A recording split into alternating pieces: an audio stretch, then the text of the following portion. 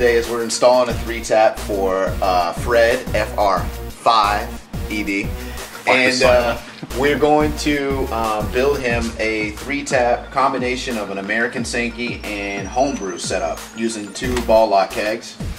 We have a triple gauge regulator, 3 normal 5 1/4 inch shanks. Thank you. And then we got these cool fancy taps that allow you to label your homebrew using a dry erase marker, or for the commercial side, just taking this part that comes off the keg and putting it right there. These screw onto our nice Perlick, brand new Perlick taps. Top notch. Yeah, this is the only taps to buy unless you have a screwdriver and a hammer around next to your refrigerator so that you can hammer in those old taps when they start getting really old and rusty. If you don't know what I'm talking about, don't worry about it. What we'll do is just make sure this fits like a glove. Wow. Make sure it closes with the shelves.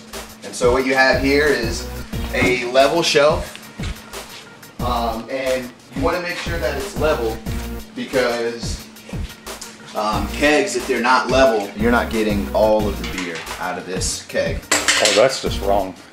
So you're wasting a little bit of beer. So what we do here, in case we need any shims, we make sure it's level. And it looks like we're damn close. That's where we drill our holes. Do our second measurement for the regulator.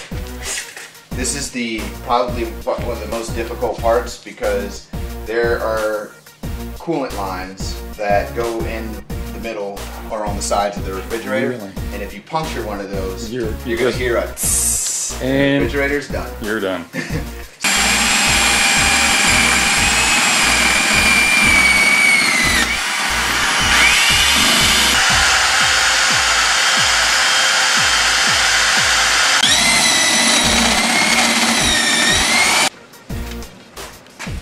Nice tap holes.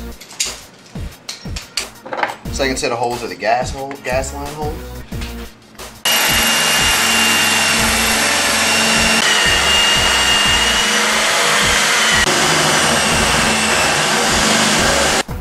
So once you get these matched up, looking nice before I go to the side. Finish one side at a time. Yeah.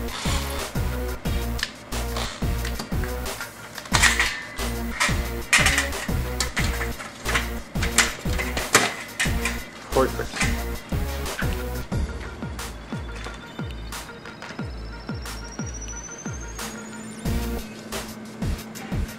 Okay. There you go. Perfect. Yep. So, and then you can stack as many glasses on here while you're filling up.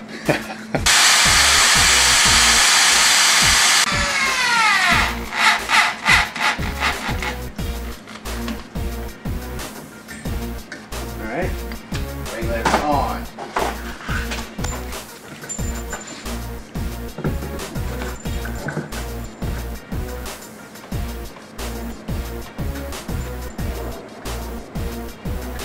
This just screws right in there.